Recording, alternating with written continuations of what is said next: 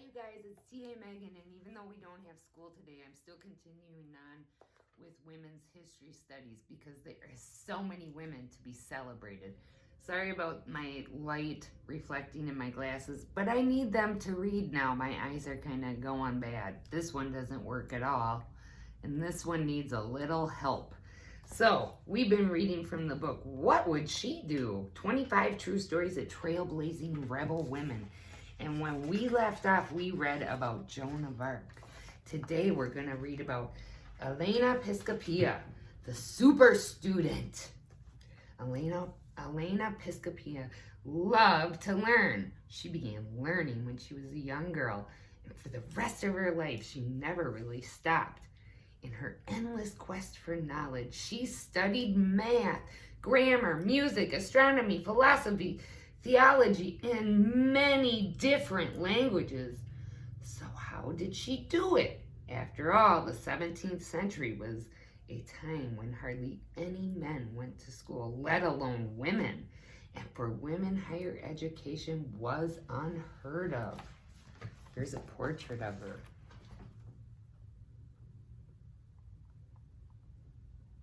I like her hair. Her full name is Elena Piscopia. She was born June 5th, 1646, and she died July 26, 1684 at the age of 38. Her nationality, Italian, just like my son. And her profession, philosopher and academic, which is somebody who is very interested in acquiring knowledge, right? Elena's family was descended from noble Romans. They were super rich, mega artistic, and highly educated. They also had strong links to the Roman Catholic Church. So when Elena was old enough, her father hired the family priest to give her lessons, and she loved it. She studied philosophy, theology, math, science, astronomy, and grammar. She also learned to speak many languages as well as her own, including Latin, Greek, Italian, Hebrew, Spanish, French, and Arabic. That's not all. Elena was a top musician. She studied musical theory, which meant that she knew everything there was to know about music. Oh, this is a woman after my own heart. Okay, about music in the 17th century. She learned to play musical instruments too. The harpsichord, the clavichord, the harp, and the violin. Perhaps the only reason she didn't learn to play any other instruments was the fact that they hadn't been invented yet. As if that wasn't enough, she found time to compose music too. And she sang. Wow. Elena had already decided at the age of 11 that she didn't want to marry anyone, and she never did.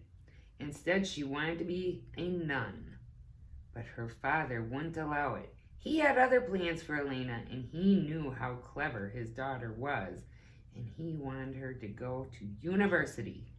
He persuaded her to apply to study for a PhD, the highest degree in theology from the University of Padua.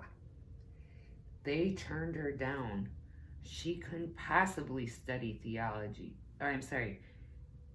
They did turn her down. She couldn't possibly study theology. It wasn't something that women did. So she applied to study for a PhD in philosophy instead. And this time they accepted her. When she was 32, Elena was ready to take the oral exams that would decide whether she would be awarded with her PhD.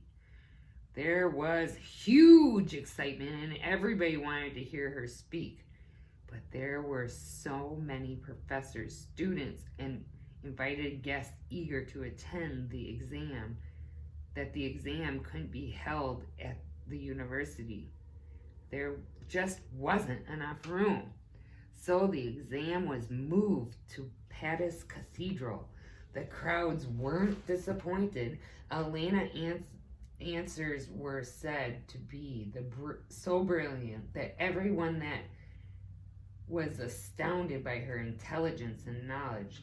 Examiners and onlookers alike, the University of Padua awarded Elena her PhD, and she made history by becoming the first woman ever to receive one. It would be 3 centuries before the university awarded another PhD to a woman.